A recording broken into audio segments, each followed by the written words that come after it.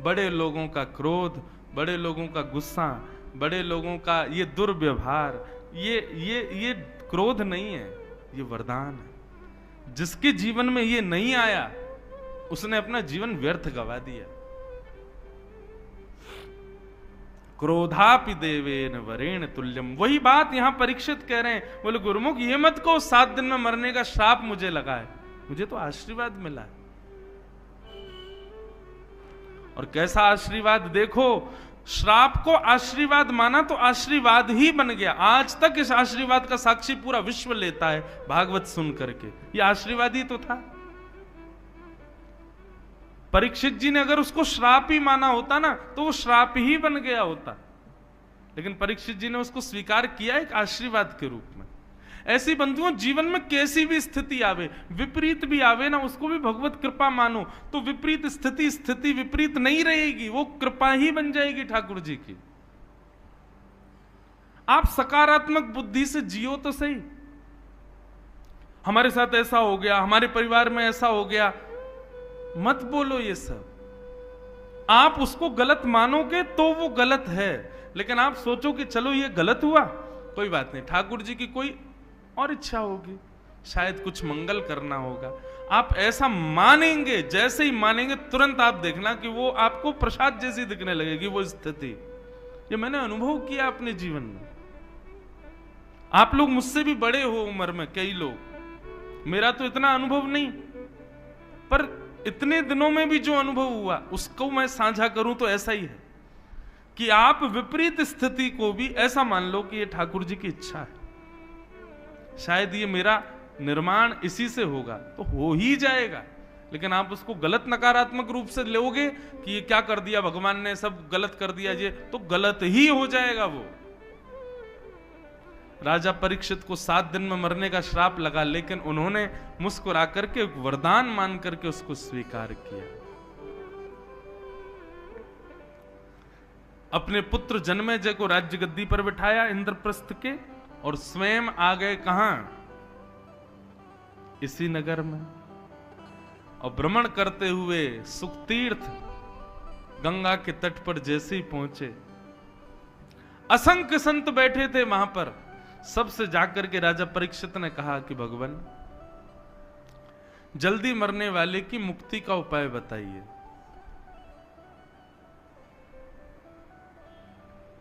सबने अलग अलग भाव बताए, लेकिन तभी वहां पर श्री सुखदेव जी का आगमन हुआ। हाथ जोड़ करके सब लोग वंदन करो। तत्रा भवद भगवान व्यास पुत्रो यदिच्छया कामट मानो नपेक्ष अलक्षलिंगो निजलाभ तुष्टो व्रतस्य वालै अवधूत भेष। बोलो सुखदेव जी महाराज की। अच्छा, यहां पर परीक्षित जी ने सुखतीर्थ में आकर के एक आसन लगाया और कहा जल्दी मरने वाले की मुक्ति का उपाय क्या है, इसका उत्तर जो भी दे इस आसन पर बैठ के दे। मेरे जीवन के 7 दिन बचे, मैं क्या करूं। तो किसी ऋषि की इतनी हिम्मत नहीं हो रही थी कि उस आसन पर बैठ जाएं। बोले कहीं हमने 7 दिन में मुक्ति नहीं दिलाई तो। लेकिन महाराज सुखदेव जी का कैसा स्वरूप, सीधे चलते हुए आए, आसन पे ही आके बैठे सीधे। मानो उनको इतना विश्वास था कि अब तो परीक्षित तुम हमारे हाथ में हो, हम ही पार करेंगे तुमको। ऐसा गुरु बंधुओं जीवन में सबको प्राप्त हो। सुखदेव जी आकर के विराजमान हो गए। परीक्षित जी ने चरणों में प्रणाम किया और चरणों में प्रणाम करते हुए कहा भगवान आप जैसे संतों का तो घर बैठ के स्मरण कर लें तो पवित्र हो जाते हैं, परंतु प्रत्यक्ष दर्शन मिल जाए तो कहना ही क्या है। नाथ, मैं आपके चरणों में प्रणाम करते हुए कहता हूं मेरे जीवन के केवल 7 दिन बचे हैं, मुक्ति का उपाय बताइए। मैं 7 दिन में मुक्ति कैसे प्राप्त करूं। अतः पृच्छामि संसिद्धिम योगिनाम परमम गुरुम पुरुषस्येह यत् कार्यम म्रियमाणस्य सर्वथा। मेरे जीवन के केवल 7 दिन बचे। और परीक्षित के इस भाव को सुन करके श्री अब सुखदेव जी यहां से बोलना प्रारंभ करते हैं। मैं ये भाव जब भी सुखदेव जी कथा में आते हैं तब ये भाव जरूर गाता हूं। और आज तो हम ही सुखतीर्थ में आए हैं, तो आज कैसे रह जाऊं? जिनकी शरण से आज मेरा जीवन है, जिनकी शरण से आज मेरी कथा से कितनों का जीवन चल रहा है, कितनों की कथा से कितनों का जीवन चल रहा है, ऐसे शरणागत वत्सल श्री सुखदेव जी को हम यही कहते हैं, तेरी शरण में आके मैं धन्य हो गया, तेरी शरण में आके मैं धन्य हो गया, तेरी शरण में आके मैं धन्य हो गया, तेरी शरण में आके मैं धन्य हो गया, वो तुझको अपना बना के मैं धन्य हो गया, तुझको अपना बना के मैं धन्य हो गया,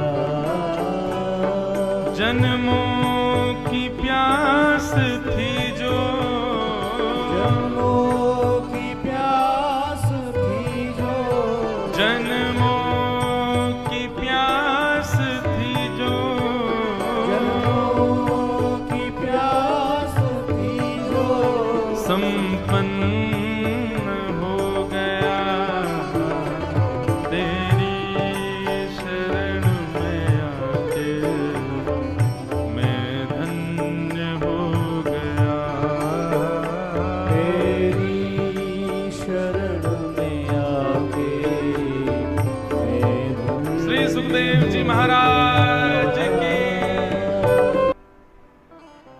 दिशा और दशा दोनों को जो सुधारे वो गुरु है। अनंत गुरुओं की ऐसी कथाएं आती हैं जिन्होंने अपने वचनामृत से, कल ही मैंने बताई थी, अंगुली माल को बुद्ध भगवान ने केवल एक बात कही और उसी से अंगुली माल का जीवन बदल गया। ऐसे ही एक भक्त का चरित्र भी हम हिसार में सुना रहे थे, घाटम दास जी। उनका नाम पहले घाटम ही था, दास जी तो वो बाद में बने। तो घाटम जी का चरित्र इतना सुंदर है कि घाटम जी जयपुर के पास के गांव के बहुत बड़े चोर थे और उनका ये पुश्तैनी काम था। दादा परदादा परदादा सब चोर ही थे, वो भी चोर थे। उनके यहाँ एज अ बिजनेस देखा जाता था, इस काम को गलत नहीं मानते थे। तो रात्रि में जब लोग बाग निकलते थे उस नगर से, उस गांव से, तो घाटम जी बैठे रहते थे और उस व्यक्ति को पकड़ करके लूट लेके जाना, यही उनका काम था। एक बार घाटम जी बैठे थे, देखो भगवत कृपा कैसी, गुरु भी बंधुओं भगवत कृपा से ही आते हैं जीवन में। आप सोचो, जो लोग कहते हैं हम ढूंढ रहे हैं गुरु जी कोई मिल जाए तो बनाएंगे, कभी नहीं मिलेंगे। अपने कर्तव्य कर्मों को आप सुदृढ़ करो, ठाकुर जी कृपा करके अपने आप गुरु भेजेंगे आपके जीवन में। घाटम दास जी का कोई पूर्व संचित कर्म ऐसा रहा होगा जिससे उनको, एक दिन रात्रि चोरी करने के लिए जंगल में बैठे थे तो एक गुरु जी आए, एक संत आ गए। संत ने आकर के घाटम दास जी को जब देखा, ए भाई इतनी रात में तुम क्या कर रहे हो? संत भेष देख करके घाटम दास जी ने उनका हरण तो कुछ नहीं किया, बोले संत इनसे क्या लूं? बोले महाराज जी आपसे क्या छुपाऊं, चोर हूं मैं, चोरी करता हूं। संत बोले काम तो अच्छा नहीं है। बोले कि महाराज आपके लिए अच्छा नहीं होगा, पर हमारे तो घर परिवार शतकों से इसी से चल रहे हैं। हमारे दादा परदादा परदादा हम सब चोरी थे, मैं भी चोर हूं। अभी मैं कल परसों से अपने बेटा को भी लाऊंगा, उसको भी सिखाऊंगा, उसको भी सीखना तो है भाई, हमारा पुश्तैनी काम है। संत बोले क्यों करते हो, गलत है ना, किसी की मेहनत की कमाई को तुम ऐसे लूट लेते हो। बोले तो हम भी तो मेहनत करके लूटते हैं, हमारी भी तो मेहनत है। वो व्यक्ति सत्कर्म करके कमा रहा है, हम मेहनत करके पूरा मंत्रणा बना के लूट रहे हैं, तो इसमें भी तो मेहनत है। घाटम दास जी के वचन सुनकर के संत बोले भैया इसके रग रग में चोरी है, नहीं निकल पाएगी। संत ने उनके चरणों में, घाटम दास जी ने चरणों में प्रणाम किया। बोले आप आज्ञा करो, यदि आपके मन में कोई भाव हो तो।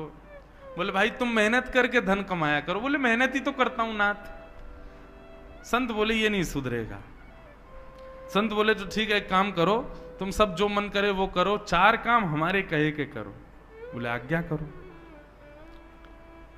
पहला, सदा सत्य बोलोगे, कभी झूठ नहीं बोलना। चोरी की तुमको छूट है, तुम चोरी करो, डकैती डालो, लेकिन तुम सदा सत्य बोलोगे। घाटम दास जी बोले ठीक है। दूसरी बात, साधु संत वैष्णव जब दिख जाएं, जहां दिख जाएं, उनकी सेवा करोगे। घाटम जी बोले जो आज्ञा। तीसरी बात, जीवन में जो कुछ भी पाओगे उसको पहले भगवान को निवेदित करोगे, चाहे चोरी की सामग्री क्यों ना हो, पहले भगवान को अर्पित करो, उसके बाद अपने जीवन में उसका प्रयोग करना जी। और राह चलते किसी भी मठ मंदिर को यदि देखो तो 100 काम छोड़ के पहले वहां प्रणाम करो, दर्शन करो, परिक्रमा करो, फिर आगे चले। ये 4 काम तुमको करने, समझ आ गए कौन कौन से? पहली बात सत्य बोलनी है, दूसरा संत ब्राह्मण वैष्णवों की सेवा करनी है, तीसरा कुछ भी सामग्री लोगे पहले ठाकुर जी को निवेदित करनी है, प्रसाद बना के उसको स्वीकार करना है, और चौथी बात, राह में कोई भी मठ मंदिर मिले पहले वहां प्रणाम करो, फिर आगे चलो। घाटम जी बोले ये तो मैं कर सकता हूं, बस चोरी की छूट है। बोले हाँ खूब चोरी डकैती करो, बस ये 4 काम ध्यान रखना। ऐसा कह के संत चले गए। घाटम जी तो महाराज अब ऐसे ही रहने लगे, सत्य बोलते थे, संतों की सेवा करते थे, कोई भी चोरी करते पहले भगवान को देते, फिर अपने प्रयोग में लेते, और कहीं भी कोई मंदिर मिलता प्रणाम करते। गुरु के बताए मार्ग पर चल रहे थे तो चोरी में उनको और ज्यादा लाभ होने लग गया। अब ज्यादा गहने मिलने लगे, और ज्यादा उनके घर को लाभ होने लगा। घाटम जी बड़े खुश, बोले बढ़िया गुरु जी मिले हैं, बस ये 4 सरल से नियम बता गए हैं, सब बढ़िया चल रहा है। एक दिन गुरु जी ने घाटम जी को निमंत्रण भेजा कि हमारे मठ का उत्सव है, पधारो और कुछ सेवा करो यहाँ पे। तो घाटम जी बोले गुरु जी के उत्सव में सेवा करनी है, कोई छोटी मोटी सेवा नहीं, ऐसी सेवा करूं कि पूरा उत्सव का सारा खर्चा मैं ही करूं, तब मुझे सुख मिलेगा कि मैंने गुरु जी को दक्षिणा दी। बोले उसके लिए बड़ी चोरी करनी पड़ेगी, क्या करें?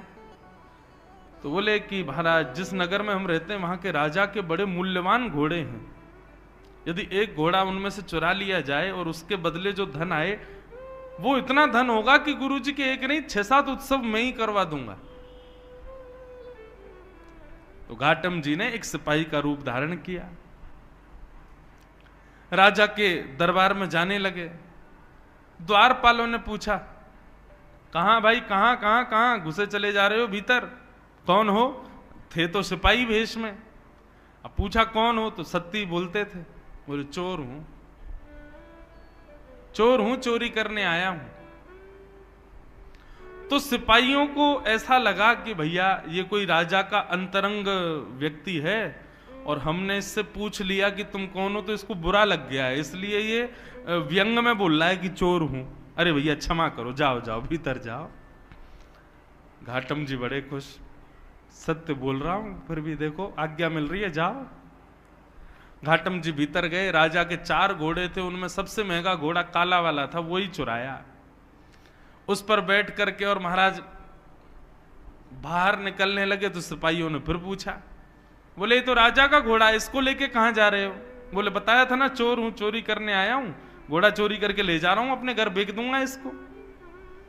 सिपाहियों को फिर लगा, बोले अब तो कुछ ज्यादा ही बुरा मान गए लगते हैं ये हैं? ये कोई राजा के कार्य से आया व्यक्ति है, हम बार बार इसको टोक देते हैं तो बेचारा बुरा मान जाता है, अपने आप को चोर बताता है। अरे भैया क्षमा करो, तुम जाओ जाओ ले जाओ। घाटम दास जी ले गए। घाटम दास जी घोड़े पर बैठे, बोले गुरु जी की पहली आज्ञा पूर्ण हो गई। गुरु जी ने कहा था जो भी सामग्री लो पहले ठाकुर जी को निवेदित करो। हे ठाकुर जी, ये घोड़ा आपका ही है, ये राजा का नहीं है। मेरी मन बुद्धि स्वीकार कर चुकी है, ये आपका है। ऐसा कह करके जा रहे थे। अब राजा को कहीं निकलना था, उसने अपने घोड़े बुलाए। किसी ने आके बताया, बोले एक काला वाला घोड़ा तो है ही नहीं महाराज। पूछा गया तो सिपाहियों ने बताया, बोले एक व्यक्ति आया था, वो लेके चला गया। पूरी बात बताई, बोले उसने बताया भी था मैं चोर हूं। राजा बोले तो तुमने उसको पकड़ा क्यों नहीं? बोले हमको लगा इतना सत्य कौन बोलता है, वो बोल रहा था कि मैं चोर हूं, चोरी करने आया हूं, जाके बेच दूंगा। तो हमको लगा महाराज का कोई निजी सेवक है, बुरा मान गया इसलिए ऐसे बोल रहा है, इसलिए छोड़ दिया। जाओ पकड़ो, ज्यादा दूर नहीं गया होगा। सैनिक दौड़े पीछे।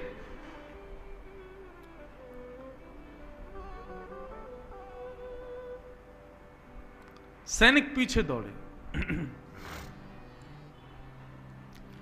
अब यहां घाटम जी घोड़ा लेकर के जा रहे थे। रास्ते में ही एक मंदिर मिल गया और मंदिर में पूजा सेवा चल रही थी। घाटम जी को वैसे भागना तो था, बोले भैया पीछे सैनिक लगे हैं, लेकिन नहीं, कोई बात नहीं, पकड़े जाएंगे तो ठीक है, गुरु आज्ञा रक्षा करेगी। गुरु जी ने कहा था पहले मंदिर प्रणाम करना। घोड़े को एक पेड़ पर बांध दिया, घाटम जी भीतर चले गए। मंदिर में दर्शन करने के लिए गए। इतने में ही सिपाही आए। सिपाहियों ने मंदिर के बाहर पेड़ से बंधे हुए घोड़े को देखा। घोड़े की कद काती और उसका नैन नक्श तो सब वही थे जो राजा के घोड़े के थे, पर उसका रंग अब श्वेत हो गया था। वो काला नहीं था, अब सफेद हो गया था। क्यों? क्योंकि घाटम जी ने उसको भगवान को निवेदित कर दिया था। बोले ठाकुर जी आपका है। ठाकुर जी ने उसका रंग ही बदल दिया। बोले राजा का तो काला था, भगवान का तो सफेद है। सैनिक गए महाराज, सैनिक सब घेर के खड़े थे। घाटम जी अंदर से मंदिर से पूजा पाठ करके परिक्रमा करके बाहर आए, देखा सैनिक खड़े। सैनिकों ने पूछा, हाँ भाई ये घोड़ा किसका है? राम जी का। सत्य बोल रहे हैं, मैंने तो निवेदित कर दिया उनको। बोले तुम राजा के यहां से चुरा के लाए हो ना इसको? बोले हाँ ये बात सत्य है कि राजा के यहां से चुराया, पर मैंने अब ये ठाकुर जी को दे दिया है, अब ये ठाकुर जी का है। तो क्या बकवास करते हो? और ये काला था, ये गोरा कैसे हो गया? बोले वो तो मैं भी सोच रहा हूं कि ये गोरा कैसे हुआ। मुझे ऐसा लगता है राम जी को गोरे घोड़े पसंद होंगे, इसलिए उन्होंने इसको गोरा कर दिया। सैनिकों के दिमाग में बात ही नहीं घुस रही घाटम की। बोले बोल क्या रहा है? बोले भाई कद काटी तो वही है, सब नैन नक्श वही है राजा के घोड़े के जो थे, ये गोरा कैसे हो गया? तो घाटम जी बोले मैं बोल भी तो रहा हूं कि मैंने चुराया, और जब चुराया था तब काला था, पर राम जी को निवेदित किया तो गोरा हो गया। सैनिक बोले ऐसे काम नहीं, इसको पकड़ के ले चलो, ले चलो इसको। पकड़ के राजा के सामने ले गए। राजा ने कहा भाई घोड़ा तो ये मेरा ही है, पैरों में नाल भी वैसी, आंख भी वैसी, कान भी वैसे, गले के बाल भी वैसे, सब कुछ, लेकिन ये गोरा कैसे हो गया? और 1 घंटा भी नहीं हुआ तुमको चोरी किए, इतनी जल्दी कोई पुताई करके रंग तो बदल नहीं सकता, ये रंग इसका गोरा कैसे हुआ? घाटम जी बोले क्योंकि नाथ ये पहले आपका था, अब ये राम जी का है।